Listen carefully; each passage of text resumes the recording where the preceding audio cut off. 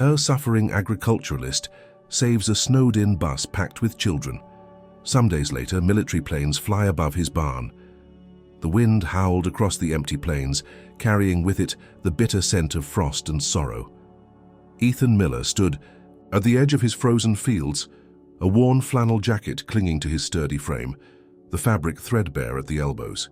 His boots sank into the thick crust of snow as he surveyed what had once been a thriving patch of Nebraska farmland. Now, it was a lifeless expanse of white, stretching endlessly under a pewter sky. Ethan had survived hardships before.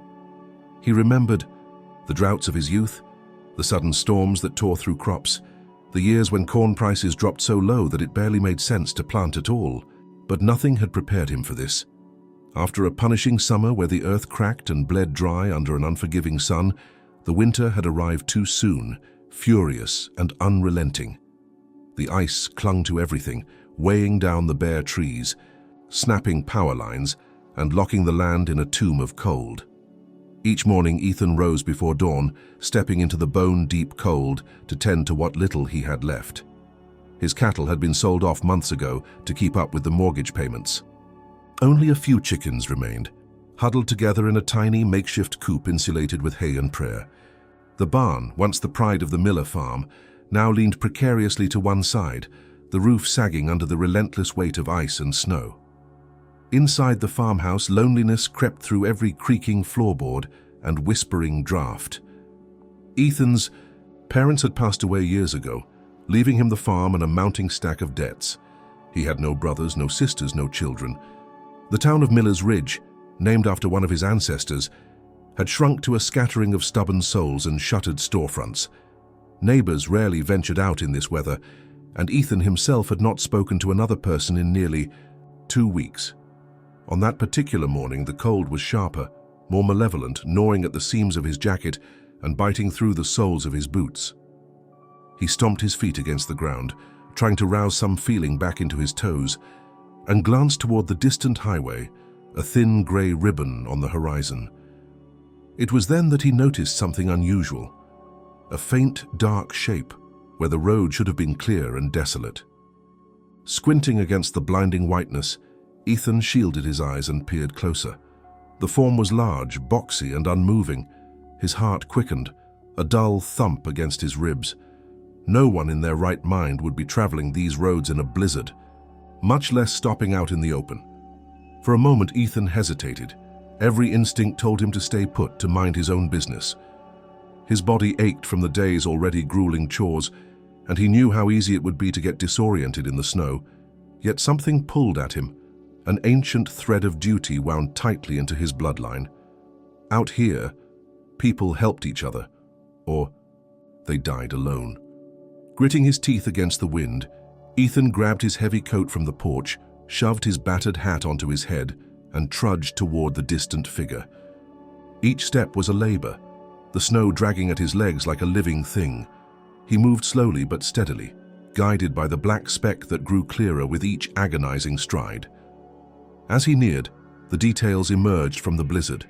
A yellow school bus half buried in a drift, its nose tilted awkwardly into a ditch. The windows were fogged, obscuring the interior. The engine was silent. No exhaust, no lights, just the hulking mass of stranded machinery fighting a losing battle against the encroaching storm. Ethan quickened his pace, adrenaline pushing him faster. He reached the side of the bus and pounded on the metal with a gloved fist. After a long, heart-stopping pause, the door creaked open, and a face, pale, terrified, too young, peeked out. Relief flooded Ethan, only to be immediately replaced by dread. Behind that first face came others, pressed against the windows, wide-eyed and shivering. Children. There must have been 24 of them, bundled in thin jackets, wholly inadequate for the punishing cold. At the front of the bus, a woman who appeared to be the driver slumped behind the wheel, her face ashen and strained. "What happened?" Ethan barked over the wind. The woman tried to respond, but her voice was weak, swallowed by the storm. She gestured helplessly toward the lifeless dashboard. Ethan understood immediately. The bus was dead, the heater long since failed, and the radio silent. Panic twisted in his gut. Time was not on their side. In this cold, minutes mattered. Hypothermia would creep into tiny fingers and toes first, then the limbs, then the heart. He needed to get them out, now. Scanning the endless whiteness around them, Ethan realized the brutal truth. There was no way these children could survive waiting for help. No one was coming. The nearest town was over 20 miles away and the bus was invisible from the road. Even if someone passed by, they would not see it in this weather. It was up to him. He tightened his grip on the bus's icy handrail, steeling himself. The distance to his farm was nearly 2 miles, a long, punishing trek for exhausted, frozen children, but it was the only chance they had. "Listen up," Ethan shouted, his voice firm and commanding. "Together, move fast, and do exactly as I say. We are getting out of here." Stick tears welled up in some of the children's eyes, but they nodded, sensing the urgency in his tone. Ethan cast a final glance at the brooding sky, where dark clouds churned with menace. If they waited even a little longer, the worsening storm would seal their fate. With grim determination, Ethan began organizing the children into lines, pulling the smallest ones into his arms or onto his back when possible. He ripped apart the bus's emergency supplies, salvaging whatever blankets and scarves he could find. Every second they lingered, the cold sank deeper into their fragile bodies. He knew he was risking everything, his own safety, his dwindling strength, even his life. But standing there, surrounded by those frightened faces, Ethan understood there was no choice at all. He tightened his scarf against the wind, squared his shoulders, and led the first group into the blizzard. The land swallowed them whole. Acqui está. The air was so cold it seemed to slice through flesh and bone, and every breath Ethan took burned his lungs. The children stumbled along behind him, a fragile line of bundled figures moving slowly across the white abyss. His arms ached from carrying the smallest ones, but he gritted his teeth and pushed forward, knowing there was no other choice. His barn, his only refuge, loomed somewhere ahead, but the swirling snow swallowed all landmarks, leaving him to navigate by instinct alone. The wind intensified, a banshee scream that tore at the scarves and hats he had hastily wrapped around the children's heads. Ethan counted them again and again, terrified of losing even one. Their small hands clutched at each other and at his coat, desperate for warmth and reassurance.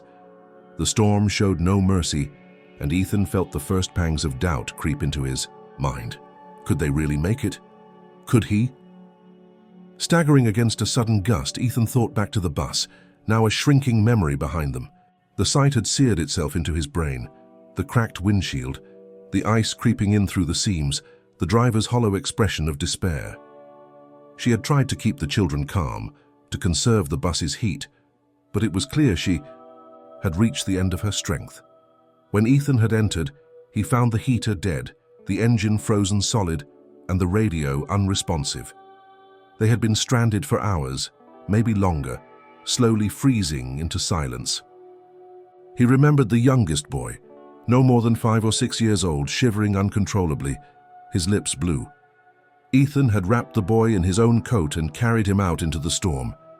He had seen the terror in their eyes, these children who had trusted that someone would come for them, who had waited until the cold had seeped into their very bones. No more waiting. Action was the only hope left.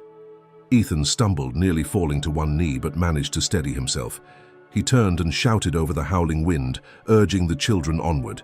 His voice cracked from the cold and strain, but it carried just enough to keep them moving. He scanned their faces constantly, searching for signs of collapse. If any of them faltered, if they lost consciousness, it would be nearly impossible to save them. Each step grew heavier, the snow deepening in cruel drifts that clutched at their legs. Ethan adjusted his path, seeking the most solid ground, but there was little to be found. The storm was a living thing, a predator wearing them down with every frozen breath. He caught a glimpse of the barn through the shifting curtain of snow, a dark, blurry mass against the endless white. Relief surged through him, but he forced himself to stay focused. They were not safe yet. The last few hundred yards would be the hardest, as exhaustion and cold threatened to pull them under.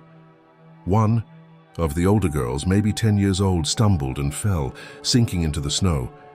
Ethan cursed under his breath and rushed back to her. He hauled her to her feet, feeling the frightening slackness in her limbs. She was close to losing the fight against the cold. He draped her over his shoulders, his muscles screaming in protest, and barked at the others to keep moving.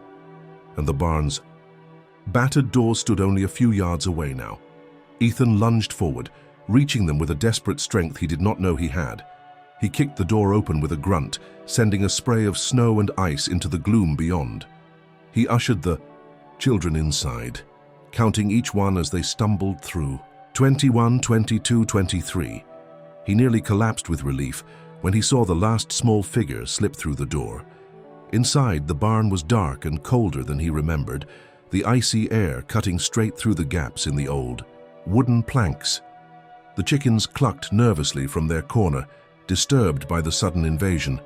Ethan moved quickly, setting the children down on bales of hay, wrapping them in old horse blankets, anything he could find. He tore open sacks of feed and scattered them to create a makeshift bedding area, insulating the children from the frozen ground. The driver of the bus, a woman with haunted eyes and trembling hands, sagged against the wall. Ethan approached her, checking her pulse. It was there, faint but steady. She was conscious barely, and managed to whisper a hoarse thank you before slipping into a shallow, exhausted sleep. Ethan needed heat, and he needed it fast. He located an old metal barrel and filled it with scraps of wood, setting a careful fire that crackled to life with a shower of sparks. The warmth was meager but vital, and he tended it fiercely, feeding it with every broken plank and fallen branch he could find within reach. He moved among the children, rubbing their hands, patting their cheeks, urging them to stay awake. Sleep, he knew, was the enemy. Sleep would take them quietly, without pain, without warning. He forced them to sing songs, to tell each other stories, anything to keep their minds engaged and their blood flowing. The barn became a cocoon of desperate life, flickering in the heart of a frozen wasteland. Ethan barely allowed himself to think about the coming night, about the supplies he did not have, about the deeper cold that would come when the fire began to fail. He could not think about it. He could only act. Hours blurred together, marked only by the dwindling pile of wood and the rasp of labored breathing. The storm raged on outside, a relentless roar that battered the barn's walls and roof. Snow crept in through every crack and crevice, dusting the children's hair, their eyelashes, their shoulders. Still, they clung to each other and to life, a stubborn defiance against the elements. At some point, Ethan found himself kneeling beside the barrel, staring into the flames with hollow eyes. His hands were raw and bleeding from the cold, but he barely felt it. He could not afford to feel anything. His entire being was focused on survival, on keeping these fragile sparks of life from flickering out. One of the boys, older and more alert than the others, tugged at Ethan's sleeve. His voice was thin and trembling but insistent. "Sir, the bus, it was not supposed to be here." Ethan turned, his mind sluggish from exhaustion. "What do you mean?" he rasped. The boy hesitated, glancing at the other children, as if seeking their approval or fearing their judgment. "It was not a regular bus," he said. We were not going to school." Ethan frowned, struggling to process the words. His instincts, honed over years of solitude and hardship, stirred uneasily. There was more to this than a simple accident in the snow. The boy leaned closer, whispering so low that Ethan had to strain to hear.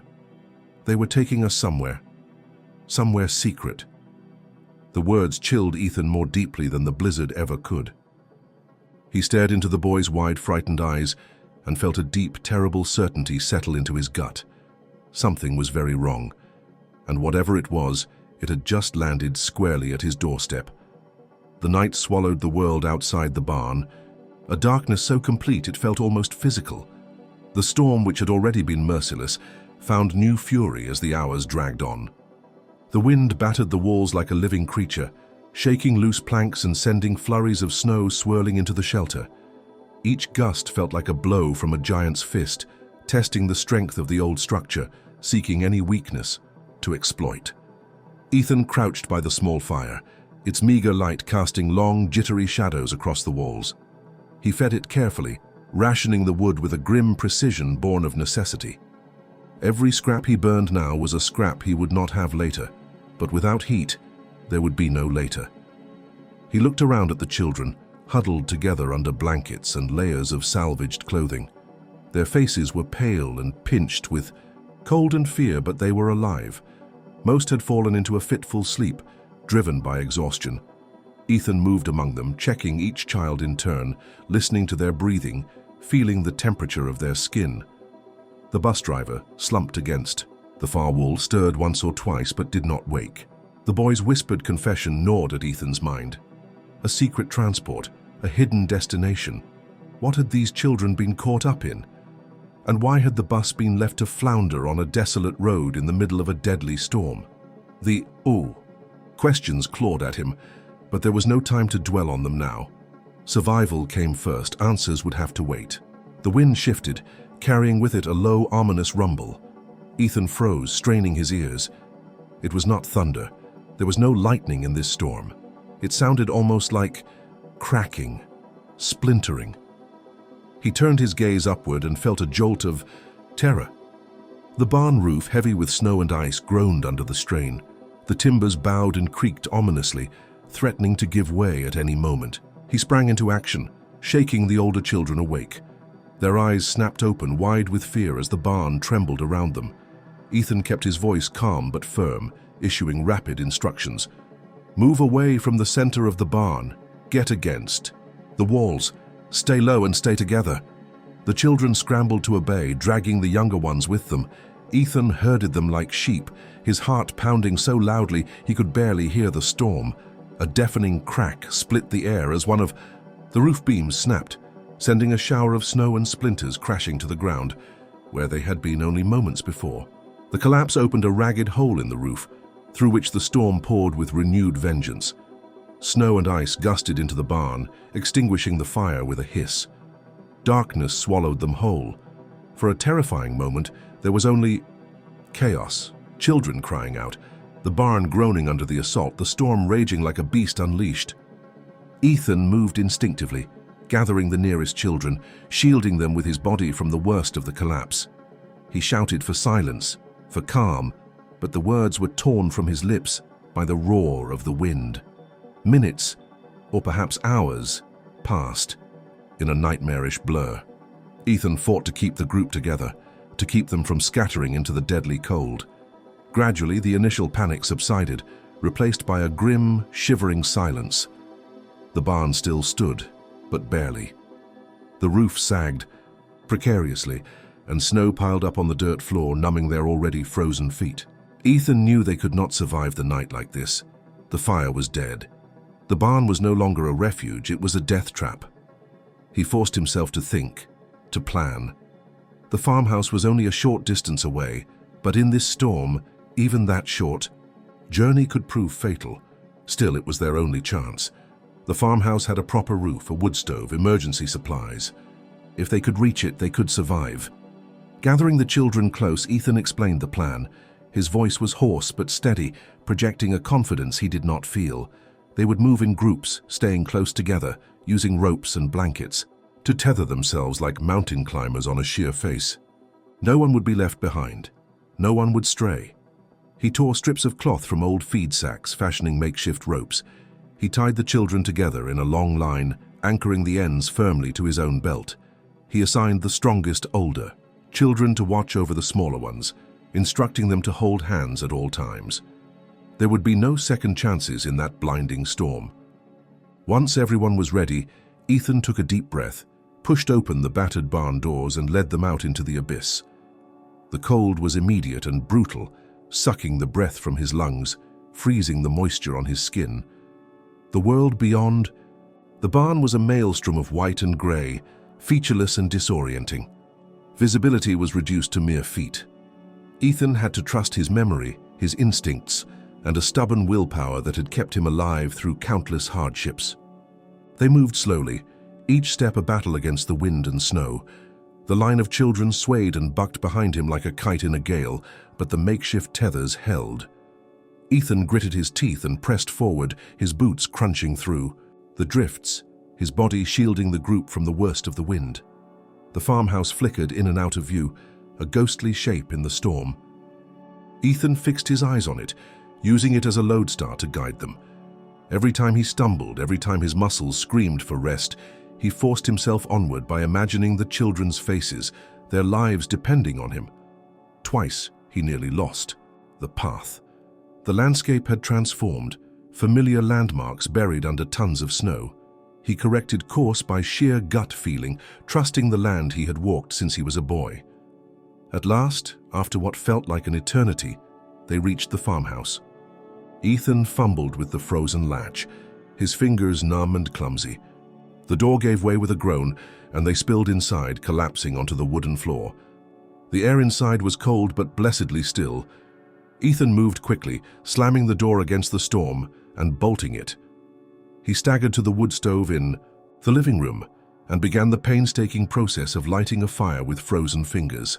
It took several agonizing minutes, but finally a small flame caught, then grew, filling the room with a feeble but growing warmth. The children crowded around it, hands outstretched, faces illuminated by the flickering light.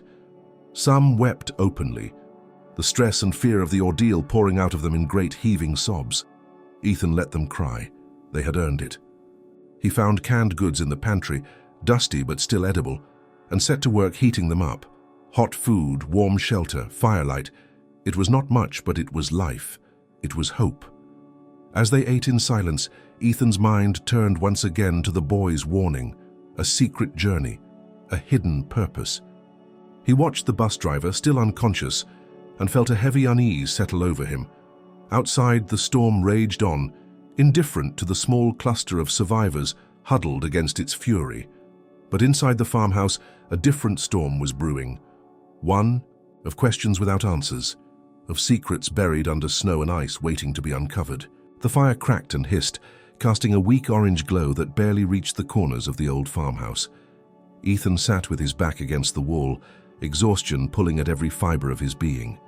The children, wrapped in every blanket and scrap of cloth he could find, huddled close to the stove, drifting into a restless sleep. Outside, the storm continued its relentless assault, but inside, for now, there was a fragile sanctuary. Despite the warmth creeping slowly into the room, Ethan knew their struggle was far from over. Supplies were dangerously low. He had found only a few cans of beans, some stale crackers, and a single jug of potable water. There were too many mouths to feed and not enough to sustain them for long. Worse still, the structural integrity of the farmhouse was questionable. Years of neglect had left the roof sagging and the windows barely holding against the wind. If the storm worsened, or if temperatures dropped further, they would not survive here indefinitely. Ethan forced himself to his feet, joints creaking in protest. He moved carefully, checking on each child, adjusting blankets, tucking jackets tighter. A few stirred but did not wake. The driver remained unconscious, her breathing shallow but steady. Ethan frowned, wondering how long she could last without proper medical attention.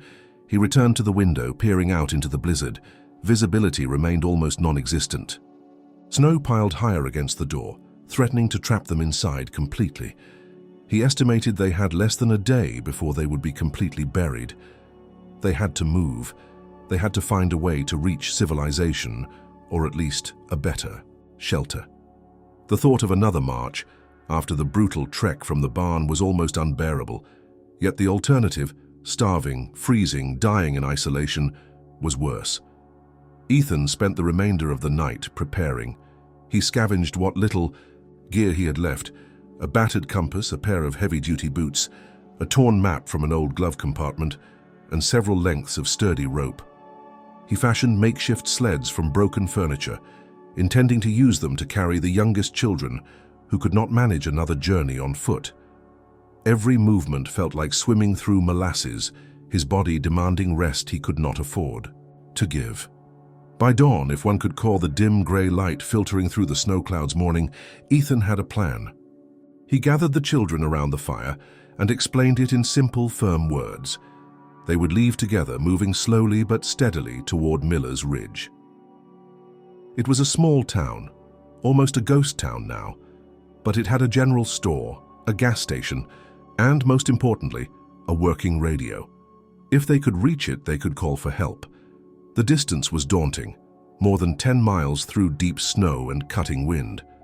With children in tow, some too weak to walk, the journey could take an entire day or longer, but there was no choice. Staying was death.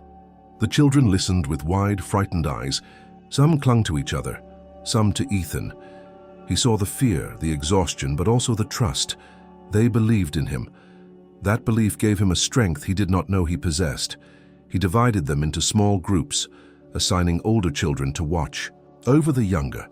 He tied the groups together with ropes, creating a human chain that would not break easily. He packed what little food they had into satchels, rationing it carefully. He instructed the oldest boys on how to pull the sleds and reminded everyone to keep moving no matter what. When they were ready, Ethan pushed open the door against the heavy drift and led them back into the storm. The world outside was a frozen wasteland, a featureless expanse of white under a sky so low it seemed to crush them. Snowdrifts rose higher than Ethan's waist in some places, forcing them to detour around or plow through with grim determination. The wind shrieked in their ears, reducing communication to simple hand signals and shouts. Progress was agonizingly slow. Each step was a battle, each breath a knife to the lungs. Ethan led from the front, using his bulk to carve a path through the drifts. Behind him, the children stumbled along the trail he broke, holding tight to the ropes and to each other. The sleds, laden with the smallest children, creaked and groaned under the strain. Ethan took turns pulling them himself, giving the older boys brief reprieves to regain their strength. His muscles burned, his vision blurred with exhaustion, but he refused to stop. Every minute wasted increased the risk of someone collapsing, of someone being lost. Time lost all meaning. The landscape did not change. No trees, no hills, no landmarks, only endless white and the sound of their labored breathing. Ethan checked his compass obsessively, adjusting their course when the wind threatened to blow them off track. He estimated they had covered maybe 3 miles by midday, though the concept of time had become slippery and unreliable. They stopped only once, huddling together in a shallow ditch to eat a few mouthfuls of food and sip from the precious water jug. Ethan kept the break short, knowing too long a rest would sap their strength and allow the cold to claim them. As they trudged on, Ethan noticed signs of trouble. Some of the children were slowing, their steps dragging, their heads drooping. He barked encouragement, urged them onward, reminded them that safety lay just ahead. Privately, he feared he was lying.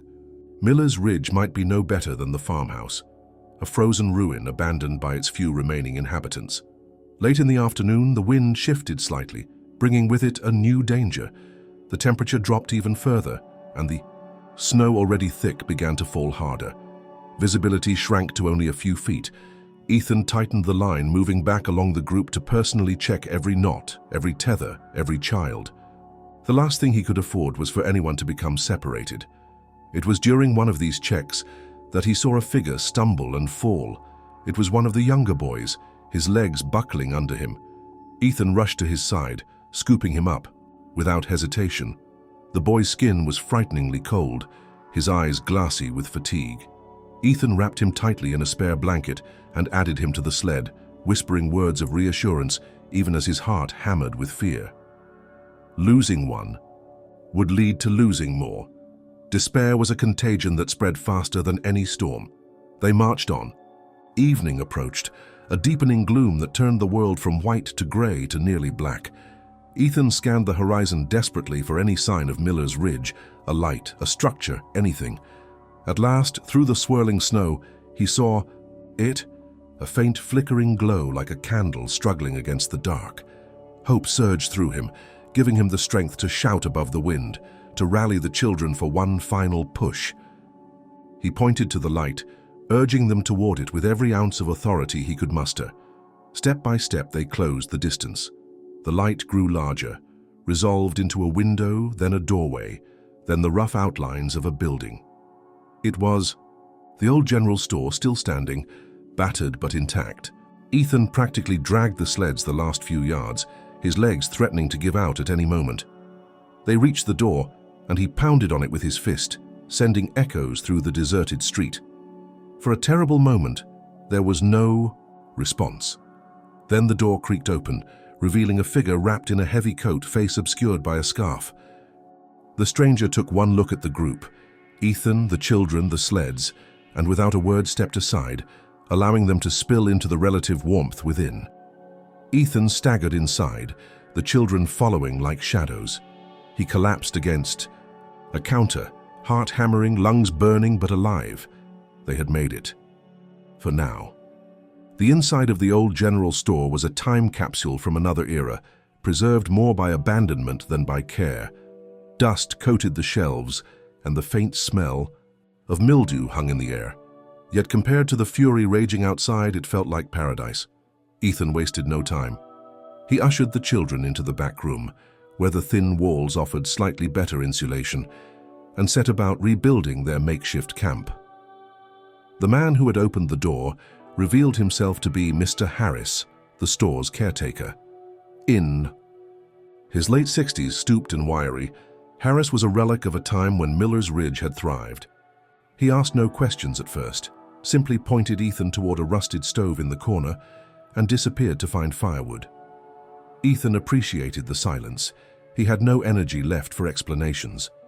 Within minutes, a fire was crackling to life, the warmth seeping slowly into frozen limbs and chapped faces. The children gathered close, murmuring to each other, their relief palpable. Mr. Harris returned with cans of soup, a battered kettle, and an assortment of mismatched blankets. He moved without comment, but Ethan caught the sharp glint of curiosity in his eyes. Once the children were fed and resting, Ethan sat down heavily beside the stove. His body screamed for rest, but his mind remained painfully alert. He needed answers. The boy's warning about the bus still haunted him, a puzzle piece that refused to fit. After a long moment, Mr. Harris spoke, his voice rough as gravel. He wanted to know how they had ended up in such a state. Ethan recounted a version of events, omitting the more suspicious details. He described the stranded bus, the march through the blizzard, the desperate attempt to survive. Harris listened without interruption, nodding occasionally. When Ethan finished, Harris leaned back in his chair, staring into the fire. He mentioned something strange. A few nights before the storm hit, he had seen a convoy of unmarked black vans passing through the outskirts of Miller's Ridge, headed north toward the wilderness. No one from town had been informed. No roads had been cleared. It had struck him as odd, but he had assumed it was some government operation best left unbothered. Ethan felt a chill unrelated to the storm creep up his spine. He pressed Harris for more details, but there was little else to offer. The vans had been heavily tinted, their drivers silent and grim-faced. It had been as if they were moving something or someone that could not be seen. Night fell heavily over the town, the storm outside unabated. Ethan took the opportunity to check the general store's supplies. There was food, canned and dry, enough to sustain them for a few days. Water was limited but not critical. He found a shortwave radio in the back, but the batteries were dead. Harris promised to help him scavenge for replacements in the morning.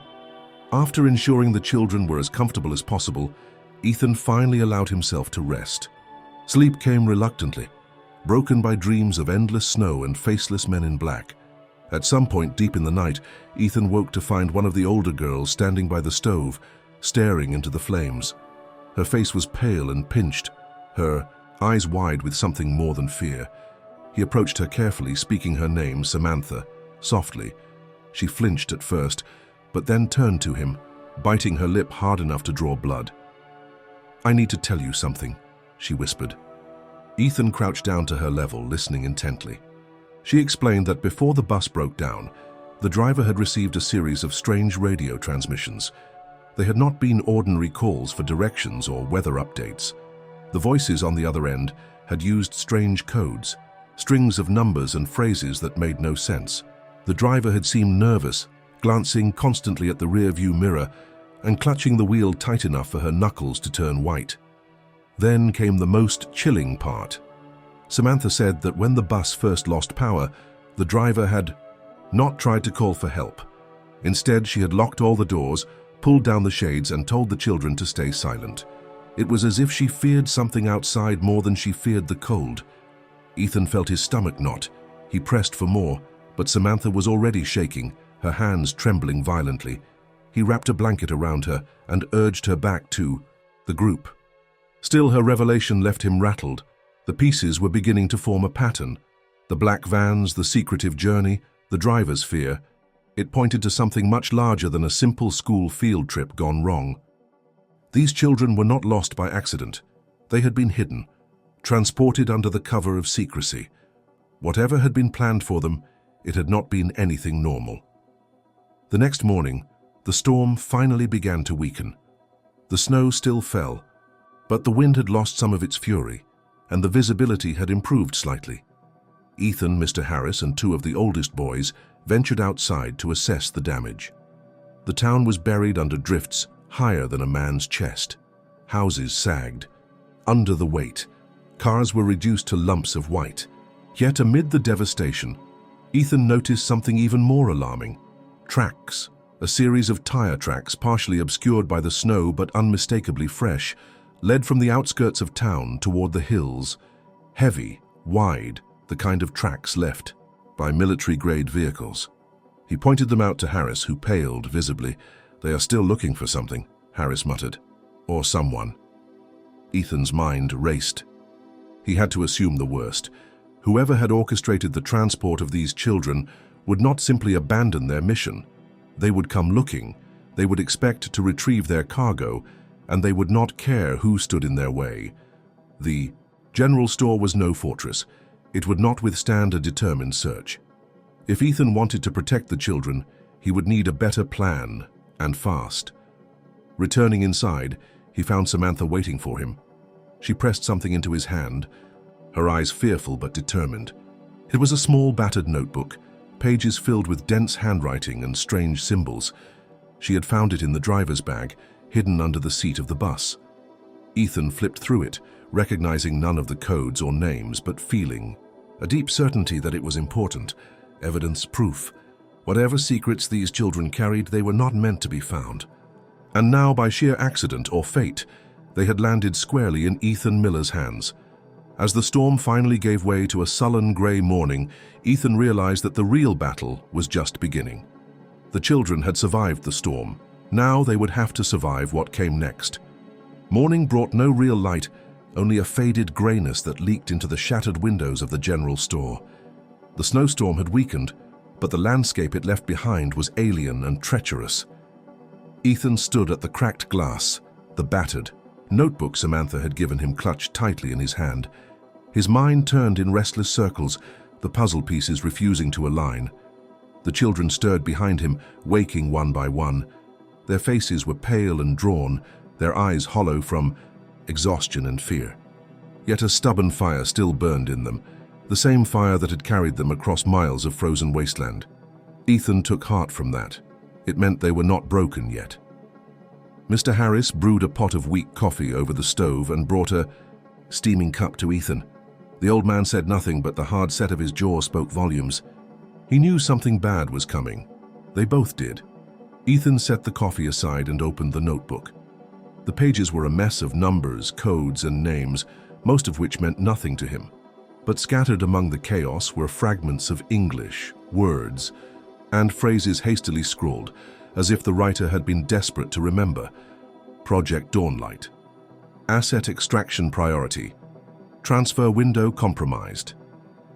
Each phrase sent a jolt of dread through Ethan's chest. He flipped further, finding a list of names and birth dates, many of them corresponding to the children under his care. They were not random passengers. They were selected. The driver had been more than a chauffeur. She had been a handler, responsible for delivering these children to some secret destination. Ethan remembered her fear, her insistence on locking the bus down even as the heater failed. She had been more afraid of pursuit than of freezing to death. Samantha approached quietly, wrapping an old quilt around her thin shoulders. She pointed to one of the pages, her finger trembling. "She talked about that," she said in a small, voice. "Project Dawnlight. I heard her on the radio. She said, Dawnlight protocol breach. Then the bus stopped working. Ethan's thoughts raced. A breach meant something had gone wrong. Someone had interfered with the operation. But who and why? He thought back to the black vans Harris had seen, the tracks in the snow leading away from town. If those vehicles belonged to whoever had orchestrated this, it meant they were not far. Worse, they might already be watching.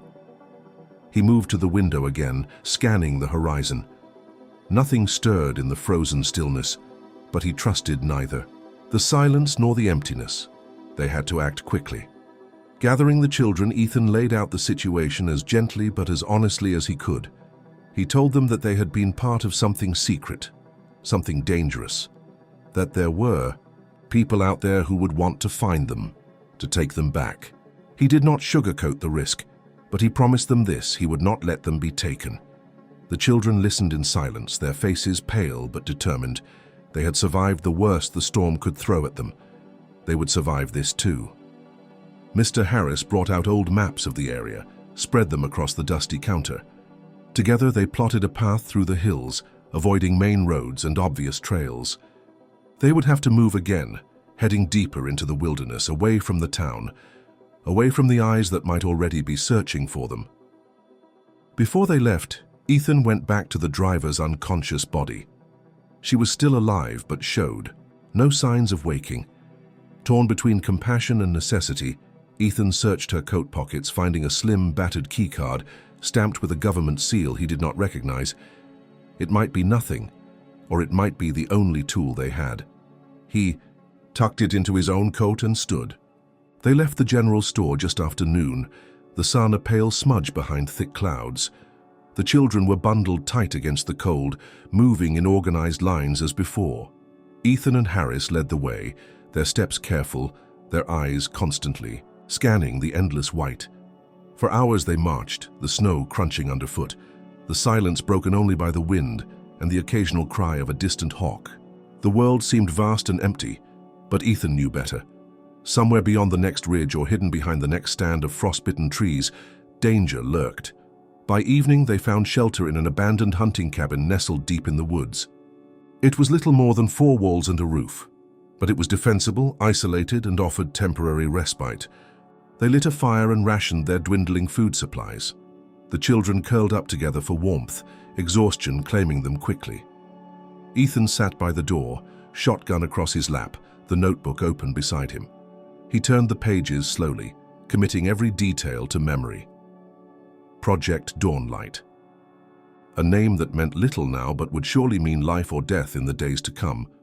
As he read, one detail caught his eye, a single line buried in the margins of a page, almost as if it had been added hastily in a different hand.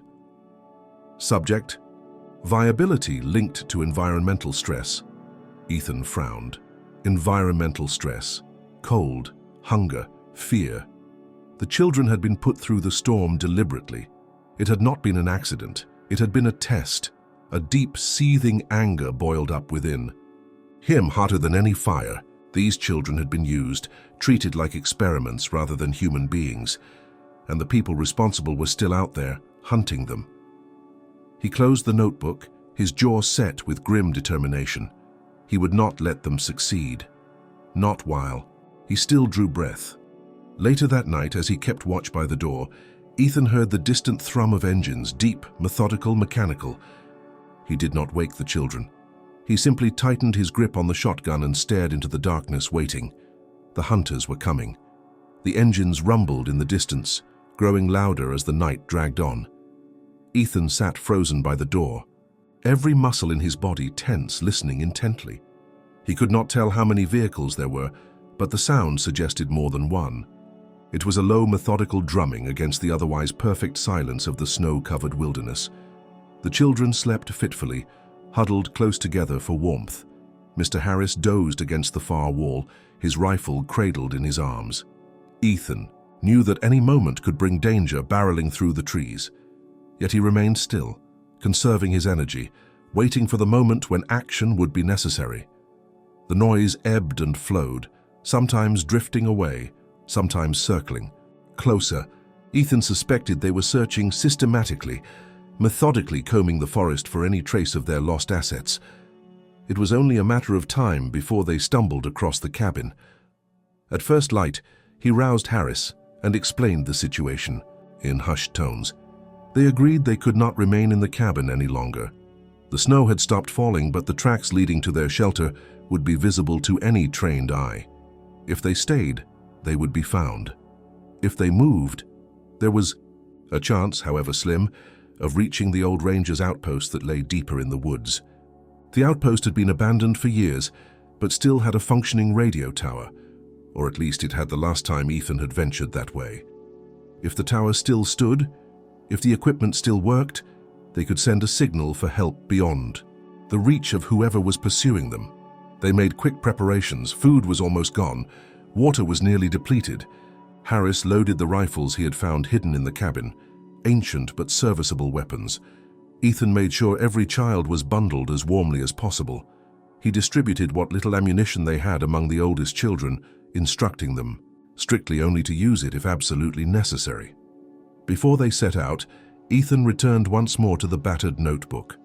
Flipping through the pages in the cold grey light of dawn, he looked for any clues, any hint of what Project Dawnlight truly entailed.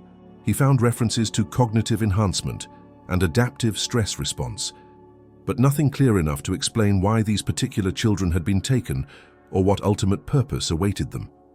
One line, scrawled hurriedly and barely legible, caught his attention. Subjects must be kept unaware for optimal response. The children had not been told what was happening to them. Their terror, their confusion, it had been engineered. A wave of nausea washed over Ethan. These were not mere experiments, they were children. And yet someone, somewhere, had decided they were tools to be shaped by suffering. He shoved the notebook into his pack and led the group into the wilderness once more. The march through the forest was punishing. The deep snow turned each step into a battle. The youngest children had to be carried on makeshift sleds or in the older boys' arms. Visibility improved, but the cold had lost none of its bite. Their breath steamed in the air and every exposed inch of skin burned with frostbite. Ethan pushed them harder than he had before, knowing that every minute mattered. Behind them, he imagined the tire tracks closing in, the silent approach of men trained to move like shadows. He had seen their type before, not local law enforcement, not military in the official sense, private, ruthless, efficient. By midday, they reached the base of a long, low ridge. At the top stood the ranger's outpost, its skeletal antenna still jutting into the sky like a broken finger.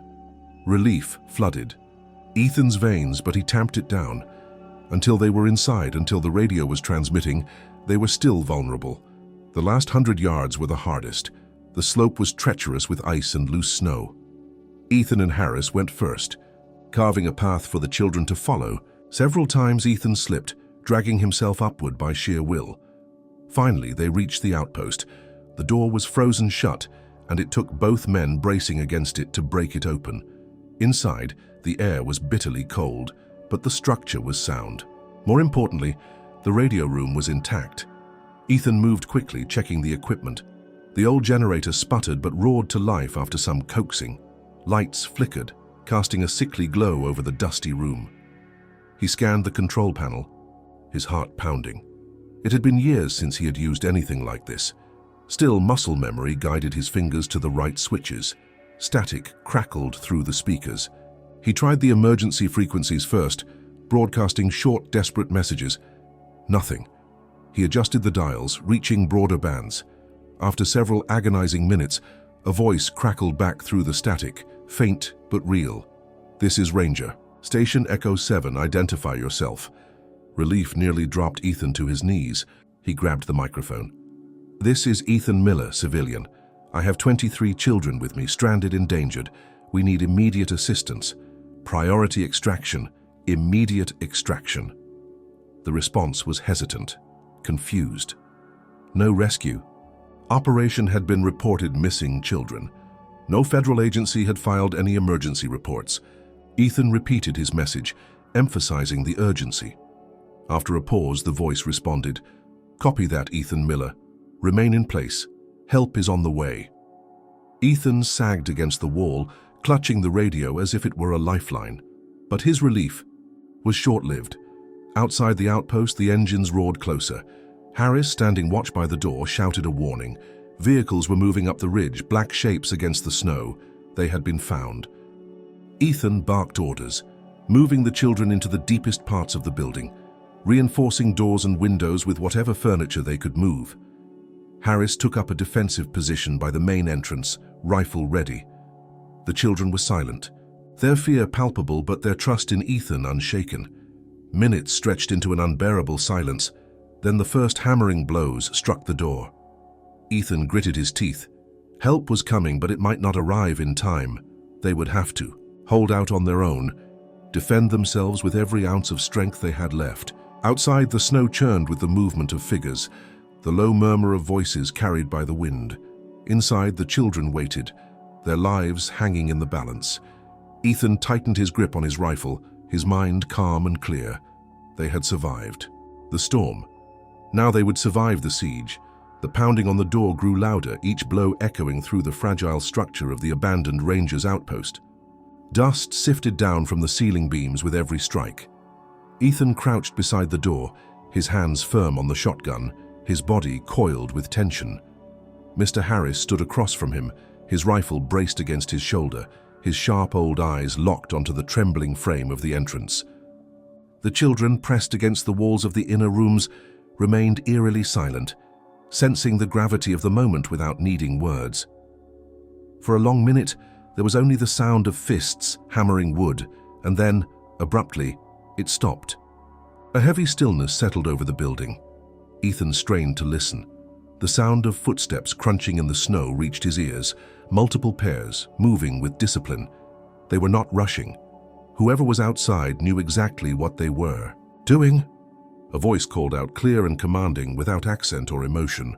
"Mr. Miller, we know you are inside. We are authorized to retrieve the children. No harm will come to you if you cooperate." Ethan's hands tightened around the shotgun. He exchanged a glance with Harris, who gave the barest shake of his head. Neither man believed the promise of no harm. It was too neat, too practiced, the kind of script used by those who expected obedience, not negotiation. The voice continued, almost conversational. "You are harboring individuals that are considered federal assets. You are interfering with a lawful recovery operation. This can end peacefully, but it must end now." Ethan leaned close to the door but did not answer. His mind raced. The notebook Samantha had given him, the strange codes, the references to Project Dawnlight, all of it pointed to something well beyond ordinary law enforcement or government protocol. If he surrendered the children, they would disappear forever into whatever dark program had birthed this nightmare. The silence stretched. The figure outside spoke again, his tone softening into something resembling concern. "You have done a good thing, Mr. Miller. You saved their lives. No one will forget that. But now, you need to let professionals handle." "They are safer with us." The words dripped with false comfort, a snake's whisper. Ethan knew better than to trust anyone whose authority was asserted behind closed doors without witnesses. He stepped back from the door, taking a deep breath. He spoke loudly enough for the man outside to hear. "They are not going anywhere with you." The silence that followed was profound, heavy with consequence. When the voice returned, it was colder, stripped of pretense. "If you refuse, you will be treated as hostile. You will be removed by force. You have 10 minutes to comply." Ethan heard footsteps retreating, boots crunching on the snow. The ultimatum hung in the freezing air like a death sentence. He turned back to Harris and the children. Harris moved. To reinforce the door with a heavy metal filing cabinet they had dragged from another room. Ethan gathered the children together, speaking quickly, his voice calm but urgent. "They are going to try to come in. We have to hold them off until help arrives. Stay low, stay quiet. Move only if I tell you to." Some of the older children nodded grimly, understanding more than Ethan wished they did. The younger ones clung to each other, their wide eyes reflecting the flickering light of the stove's dying fire. The minutes ticked by, each one a hammer blow against the nerves. Ethan could feel the tension building outside, a gathering storm of human force. Then, without warning, the assault began. A battering ram struck the door, splintering the wood. The filing cabinet shuddered but held. Harris fired a warning shot, through a gap in the wall, and the attackers ducked for cover, shouts breaking the brittle stillness. Ethan moved methodically, firing short bursts when figures appeared in the windows. They were dressed in heavy black gear, faces obscured by helmets and masks, not soldiers in any official capacity. Mercenaries, private contractors, ghosts who answered only to those who paid them. The first wave was cautious, probing, testing their defenses. Ethan held his fire, conserving ammunition. They could not afford to fight a prolonged battle. Their only hope was to delay the attackers long enough for the promised rescue to arrive. Through the chaos, Ethan kept an ear tuned to the radio. Static crackled endlessly, broken only occasionally by fragments of distant transmissions. He had no idea if anyone was truly coming or if the call for help had been lost in the storm. Another heavy blow struck the door. The filing cabinet buckled inward, metal groaning. Harris reloaded with practiced efficiency, firing again. One of the attackers went down with a muffled grunt, but more surged forward. Ethan knew it was only a matter of time before they breached the door completely. He grabbed Samantha and the oldest boys, pushing them toward the back of the building. "If they break through, you run," he ordered. "Stay low, move only at night. Take the little ones and get into the trees. Hide." Samantha's eyes filled with tears, but she nodded. Ethan returned to the front, just as the final blow shattered the door from its hinges. Figures in black poured into the room. Harris fired point blank, dropping the first one, but a second and third tackled him to the ground. Ethan fired at the attackers, his shotgun roaring in the confined space. He fought not with precision, but with the raw, desperate strength of a man who had nothing left to lose. Despite their training, despite their numbers, the attackers hesitated. They had expected frightened civilians, not fierce resistance. Every second they were delayed was a second closer to salvation. Then from the radio, a burst of coherent sound cut through the static. "Ranger Outpost Echo 7, this is Air Unit Charlie 1. We have your signal. Be advised. Visual on hostiles confirmed.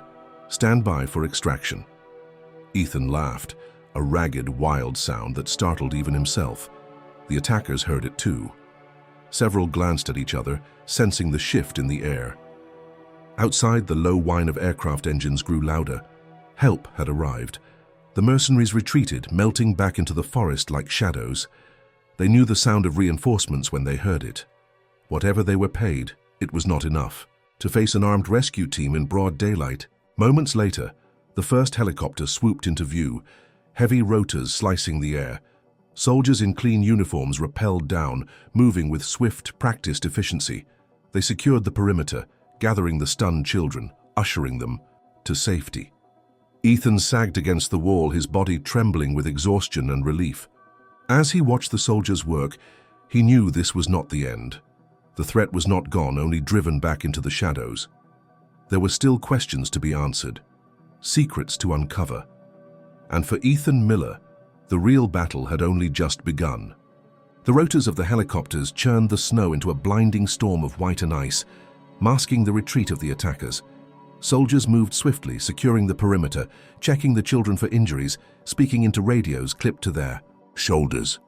Their uniforms bore no familiar insignias, only a subdued American flag patch sewn onto each arm. Ethan watched them work with a wary eye, his instincts still taut with suspicion despite the outward signs of rescue. He stayed close to the children, refusing to be separated, even as the soldiers tried to guide them toward one of the waiting aircraft. Mr. Harris, bruised but alive, hobbled to Ethan's side, his rifle slung across his back. Together they made sure every child was accounted for, before allowing themselves to be ushered toward a helicopter. Inside, the noise was deafening. The interior was cramped, rows of seats bolted to the walls. Ethan helped the children strap, and then took a seat by the door, his shotgun resting across his lap. He met the gaze of the soldier nearest him, a man with sharp eyes and a scar running along his jawline. The soldier nodded once, a silent acknowledgement of respect, but said nothing. As the helicopter lifted off, Ethan caught a final glimpse of the Rangers' outpost shrinking into the distance. its battered walls standing alone against the endless white. A small part of him ached to return, to reclaim that small patch of survival carved out against impossible odds, but he knew better. The world had shifted. Whatever had started with that stranded bus and the children it carried was far from over. The flight was short, the landscape below a broken quilt of snow-covered fields and twisted trees. They landed at a military installation that looked hastily assembled, little more than a cluster of prefabricated buildings surrounded by chain-link fences. No flags flew above it, no identifying markers adorned the gates. Ethan recognized it immediately for what it was, a temporary holding facility designed to process without drawing attention. As the children were led away for medical evaluations, Ethan and Harris were separated. Soldiers confiscated their weapons and directed them into a stark room furnished with only a metal table and 2 chairs. After an hour of waiting, a man in a dark suit entered, closing the door behind him with a soft click. He was middle-aged, with graying hair neatly combed back, and an expression that managed to be both courteous and utterly devoid of warmth. He introduced himself simply as Agent Whitlock, no badge, no agency affiliation offered. Whitlock sat across from Ethan, steepling his fingers as he regarded him. "How you have caused quite a disruption, Mr. Miller," he said in a tone that suggested mild amusement rather than anger. "A disruption that some very powerful people are not pleased about." Ethan said nothing, studying the man carefully. "Whitlock," continued, his voice smooth, "we appreciate your concern for the children, truly. It speaks to your character. However, you must understand that certain operations require discretion. These children are not ordinary." Ethan leaned forward slightly, his voice low and firm. "They are human beings," he said, "not experiments, not assets." Whitlock offered a thin smile. "Of course, no one disputes that. But they are also part of an initiative vital to national security. Their safety and the integrity of the project are paramount." Ethan's fists clenched under the table. "I am going to make this simple," Whitlock said, sliding a folder across the table. "You will sign these non-disclosure agreements. You will forget what you saw. In exchange, your debts will disappear. Your land will be restored. A very generous pension will be arranged." Ethan did not even touch the folder. "And if I refuse?" he asked. Whitlock's smile did not falter. "Then we will proceed differently. You will be detained indefinitely for interfering in classified operations. Your story will never see the light of day. The children will be reassigned to a facility where they will receive the care they need, away from distractions." For a moment, the room seemed to shrink, the air thick with tension. Ethan thought of the children, their frightened faces, their stubborn courage. He thought of the cold nights, the endless march through snow, the desperate fight to protect them. Slowly, deliberately, he pushed the folder back across the table. "I am not signing anything," he said.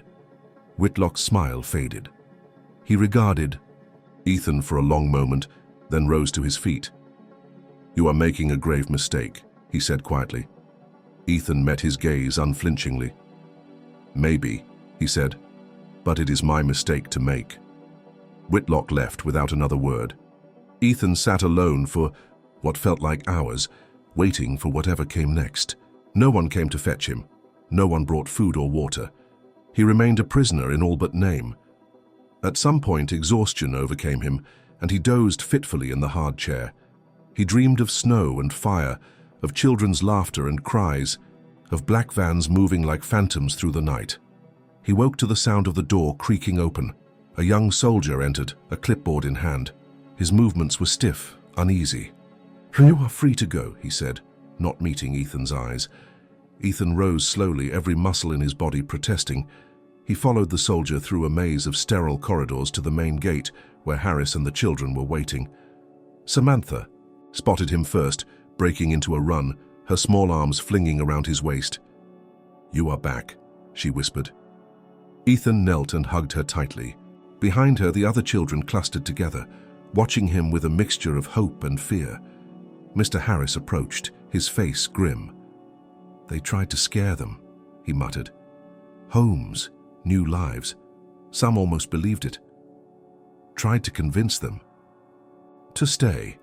Promised them new. Ethan straightened, scanning the horizon. Snow fell lightly, dusting the cracked asphalt. There were no black vans in sight, no helicopters. Only an open road stretching away into the frozen distance. He turned to the children. "Let's go home," he said simply. Together they walked away from the facility, leaving its cold walls behind. But Ethan knew the past was not finished with them. Not by a long shot. The road stretched ahead, a long ribbon of cracked asphalt bordered by endless white fields. Ethan walked at the head of the group, each step measured and careful, his eyes constantly scanning the horizon for any sign of pursuit. The children trudged behind him, bundled in oversized jackets and mismatched boots, their small figures barely more than shadows against the snow. Mr. Harris took up the rear, his rifle slung casually over his shoulder, though the tension in his stance betrayed his readiness for trouble. They traveled for miles without speaking, the only sounds the crunch of their boots on the ice and the low whistle of the winter wind.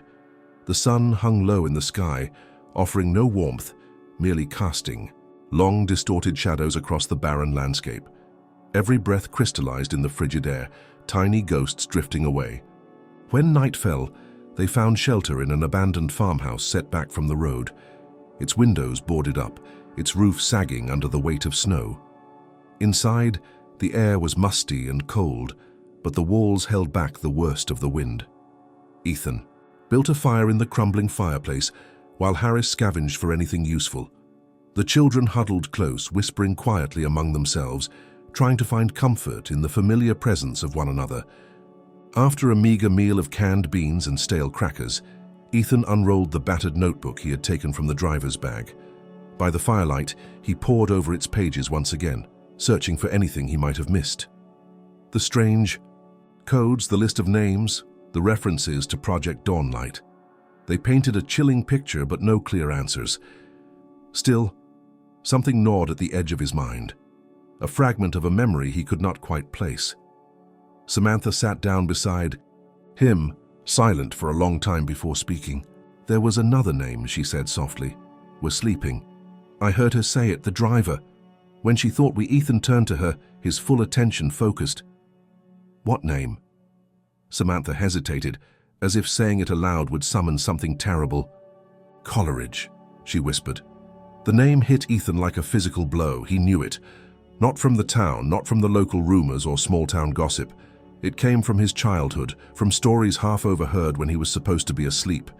His father's hushed arguments late at night, the tension that would linger for days afterward. Coleridge was not a man. It was a project, a place, a ghost from a darker part of America's history. He racked his memory, forcing himself to dig through layers of forgotten fear.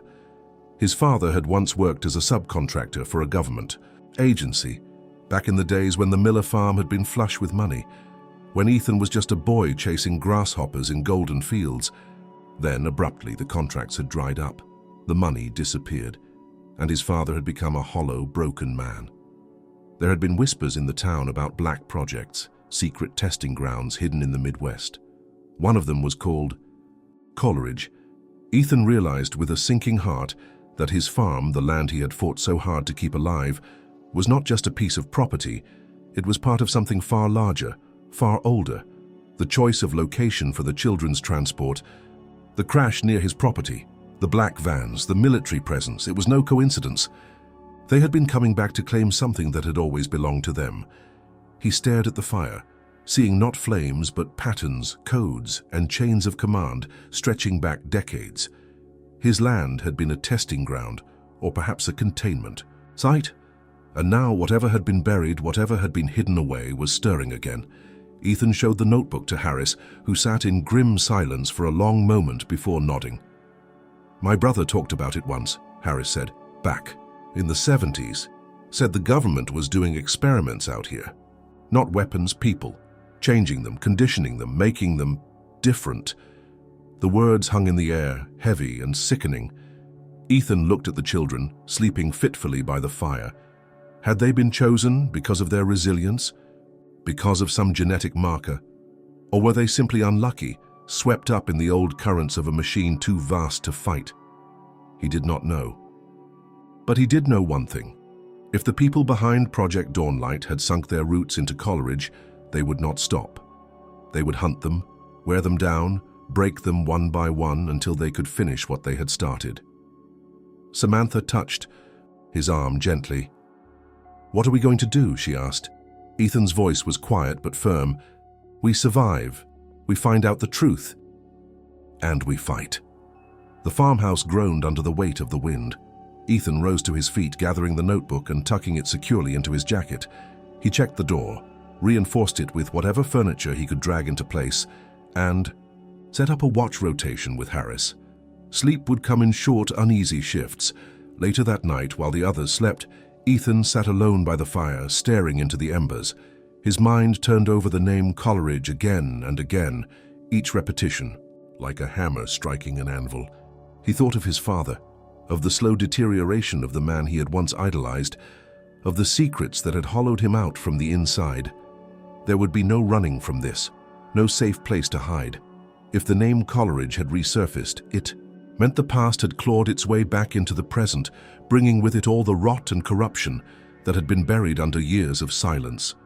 Somewhere out there, the men in black vans were regrouping, recalibrating. Ethan knew it in his bones. They would come again, better prepared, less cautious, and this time there might not be any helicopters coming to save them.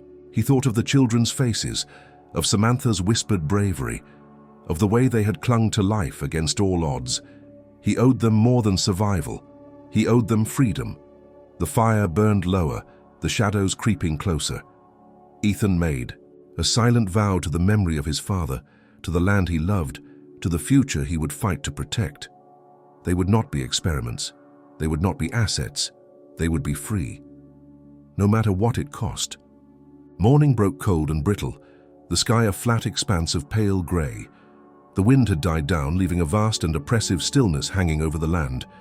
The farmhouse stood silent, its windows boarded, its doors barricaded, a lonely sentinel against the encroaching world.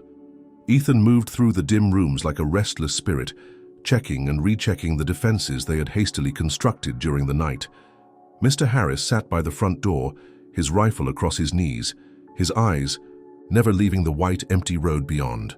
The children remained asleep, huddled together in the warmest room, their bodies curled instinctively against the chill. Their breathing was shallow and slow, the weight of exhaustion still heavy upon them. Ethan paused at the doorway, watching them with a mixture of fierce protectiveness and rising dread. He knew time was slipping through his fingers like grains of sand. Whatever temporary safety they had found here would not last. Around noon, the low, ominous hum of engines rolled across the horizon. Ethan stiffened, his heart pounding. At first, it was faint, almost indistinguishable from the ambient noise of the countryside. Then it grew louder, unmistakable. He rushed to the nearest window, peeking through a narrow slit between the boards. Over the distant ridge, dark shapes emerged. Against the sky, military planes flying low, their massive wings slicing the air with lethal precision. They were not transport planes or cargo carriers. These were designed for surveillance and rapid response, the kind that followed orders without hesitation. Ethan's stomach clenched. It was not a search party. It was a sweep. The planes circled, wide at first, methodically tightening their pattern. They moved in perfect synchronization, weaving a slow, inescapable net over the frozen fields and battered buildings. Ethan understood the message clearly. The men who wanted the children back were done playing subtle games. They were coming now with the full weight of their power, their patience at an end. Mr. Harris cursed under his breath and loaded fresh rounds into his rifle. Ethan pulled the battered notebook from his jacket, scanning the last few pages. More time. There had to be something they could use, some hint of a fallback plan. His eyes caught on a rough sketch, drawn hastily in the margins, a map, or at least part of one, showing a network of old tunnels and bunkers buried beneath the farmland, relics of long-abandoned government projects. It was a desperate gamble, but it was the only one they had left. Ethan woke the children gently, explaining the situation in calm, steady tones. No panic, no raised voices. He told them about the tunnels, about the possibility of finding shelter, underground out of sight of the planes and the soldiers who would surely follow. They listened, their faces pale but resolute, their trust in him unwavering. Gathering what little they could carry, they slipped out the back of the farmhouse, moving in a low, silent column across the snow. The plains roared overhead, but the falling snow and the dense patch of forest to the east offered some cover. Ethan led them along the old irrigation ditches and dried-up creek beds, following the half-remembered trails his father had shown him decades ago. After nearly an hour of grueling, slow progress, they reached the edge of the woods. Hidden beneath a tangle of frozen vines and snow-dusted branches, Ethan found the entrance he had hoped for, an old maintenance hatch, rusted and half-frozen, leading down into the dark. He pried it open with the crowbar he had scavenged from the farmhouse, the metal shrieking in protest. The children climbed down one by one, their small hands clutching the icy rungs of the ladder. Mr. Harris followed, covering their retreat with his rifle until the last child was safely inside. Then he dropped down after them, pulling the hatch, closed above his head. They found themselves in a narrow concrete corridor, the air stale and cold, the walls lined with rusted pipes and broken conduits. The emergency lights, if they had ever existed, were long dead. Ethan switched on the small flashlight he had taken from the outpost, the narrow beam cutting a swath through the darkness. The tunnels branched off in multiple directions.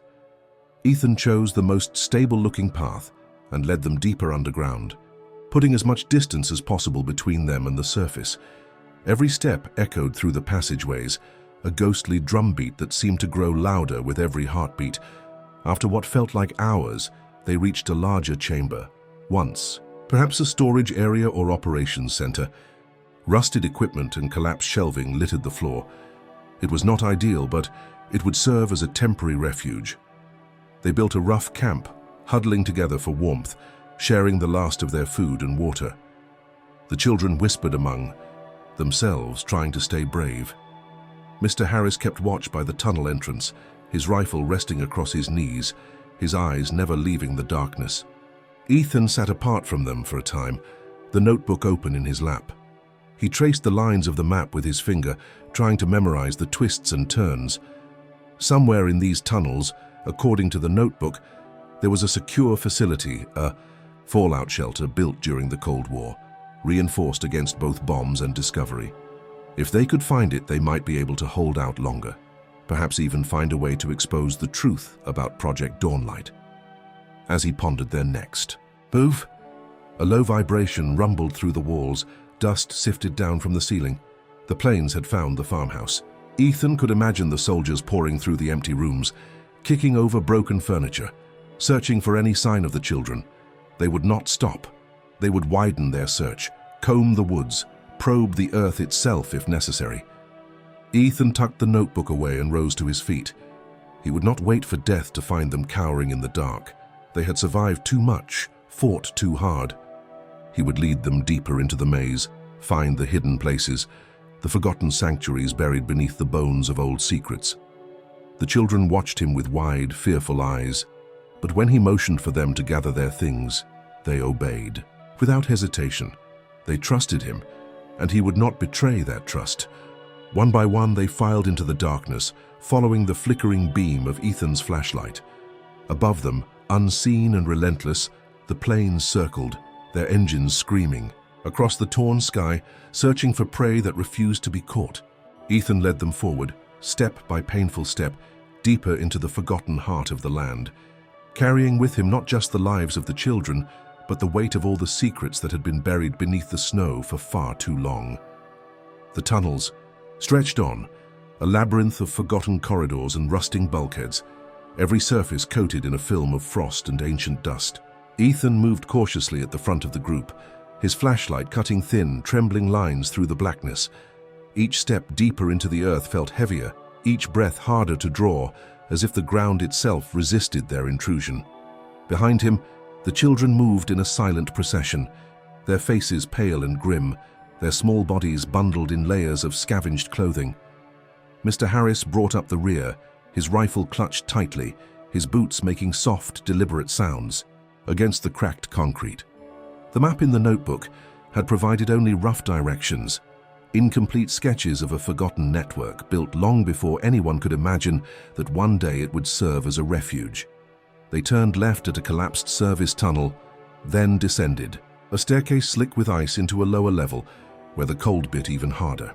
Here the walls were reinforced steel, thick and scarred with rust, bearing faded warnings stenciled in peeling white paint. Ethan paused at intersections, carefully choosing the path that seemed to match the crude drawings he had memorized by firelight.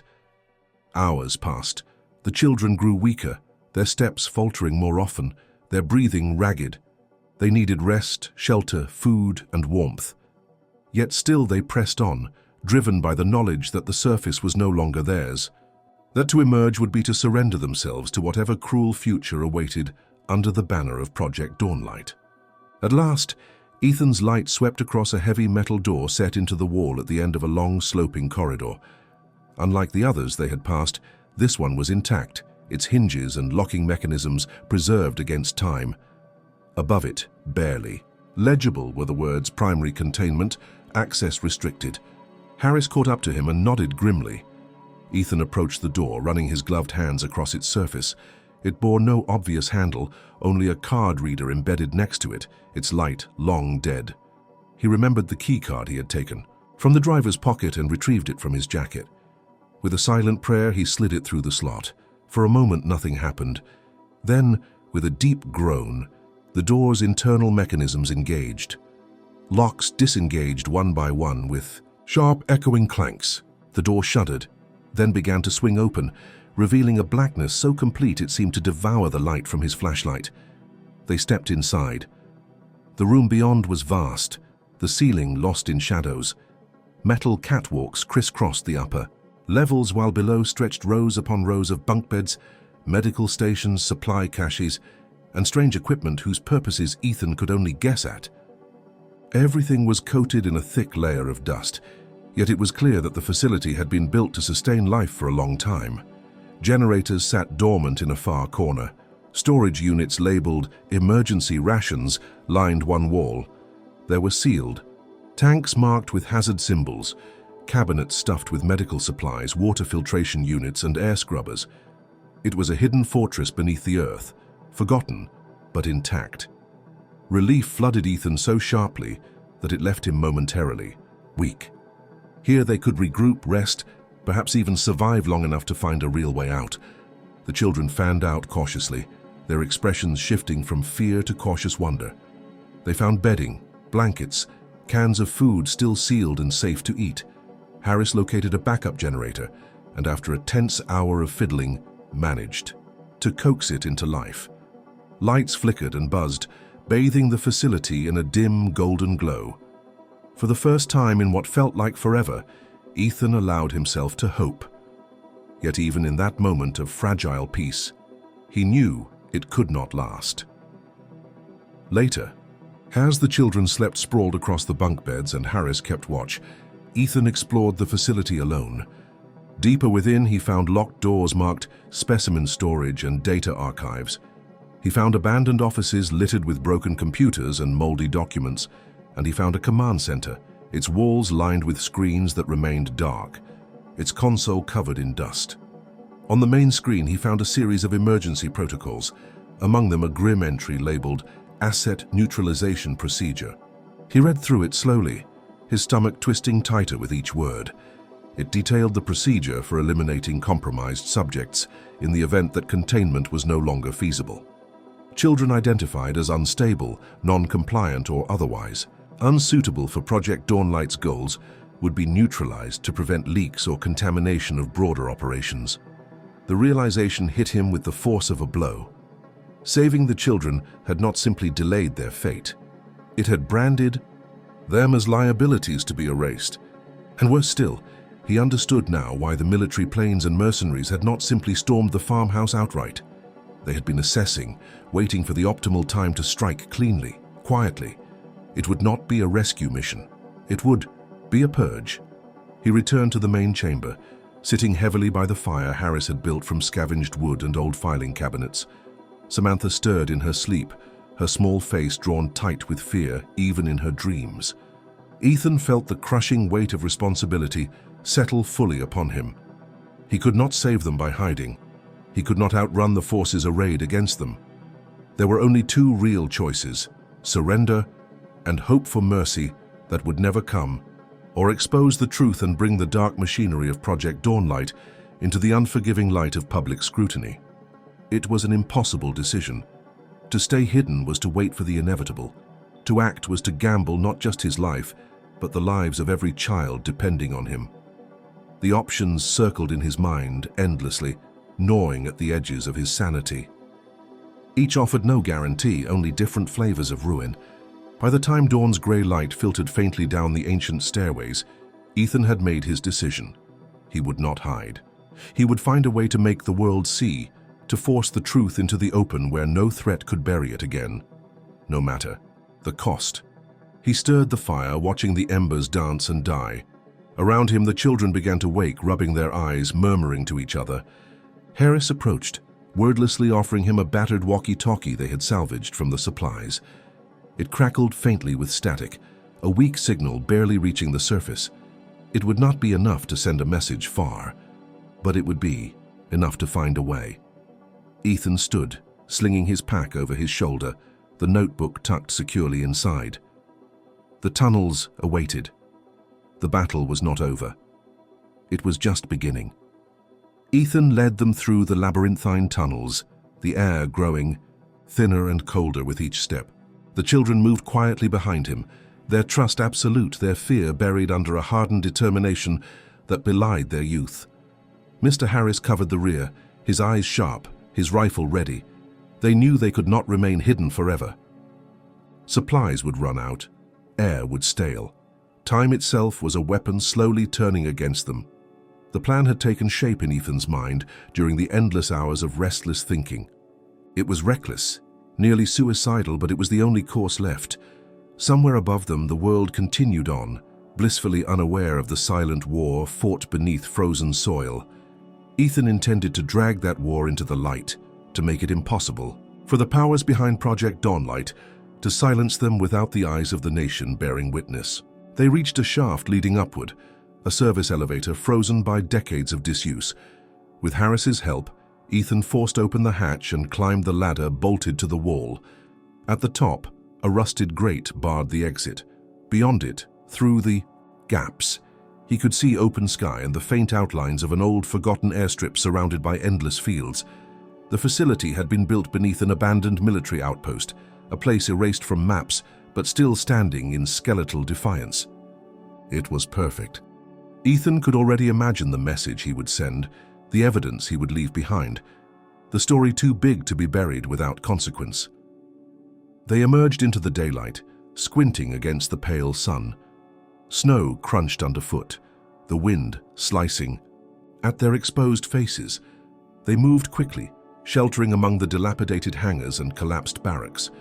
There, hidden under a tarp in one of the buildings, they found an ancient communication array, rusted and battered but still intact. While Harris and two of the older children scavenged for components, Ethan set to work. He patched the radio, together with strips of wire and salvaged batteries, coaxing a weak but steady signal from the ancient machine.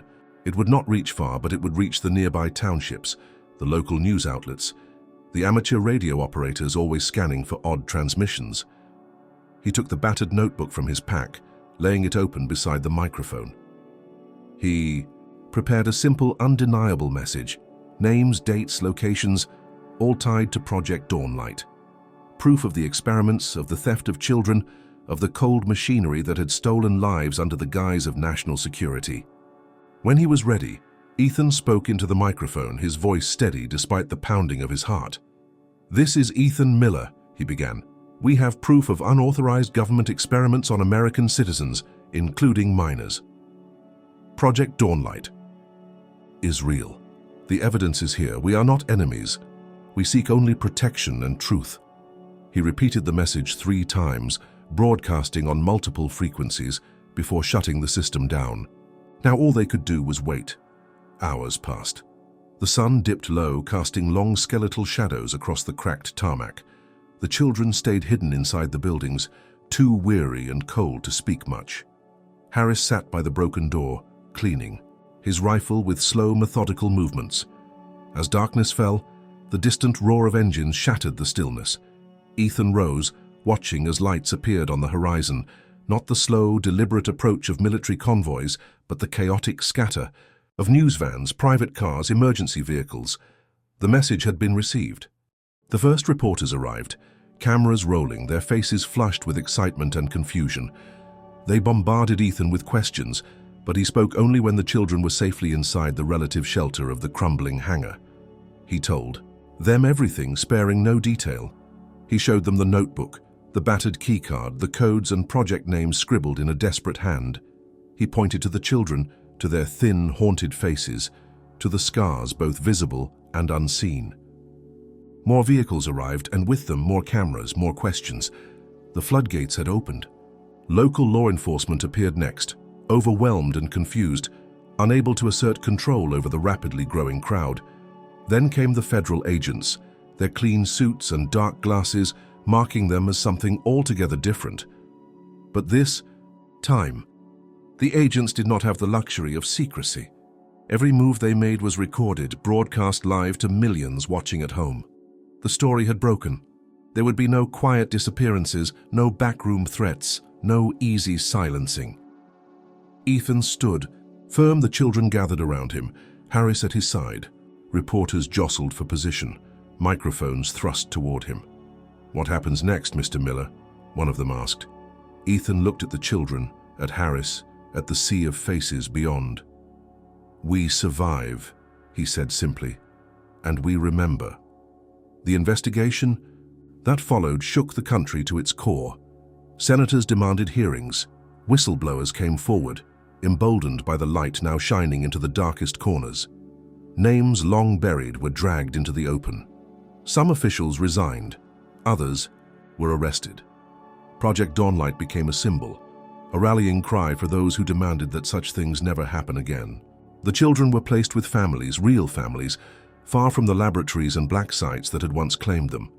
They carried scars, but they carried hope too, and a fierce, unbreakable bond forged in the crucible of survival. Ethan returned to his farm in Nebraska, finding it no longer frozen in isolation, but thawed by the support of a grateful nation. Donations poured in to rebuild what had been lost. Volunteers came to work the land, to raise new barns and plant new fields. He never forgot the storm, the bus buried in snow, the long march through the wilderness. He never forgot the sound of military planes ripping the sky above his barn, and he never forgot the choice he had made, the impossible decision that had led them all here. In the early mornings, he would walk the fields alone, the frost crunching beneath his boots, the cold air sharp and clean. He would stop sometimes, standing in the golden light of dawn, watching the new crops push up through the earth. He had saved them. Not just the children, not just the truth. He had saved hope itself. And some things, once won, could never be taken away again.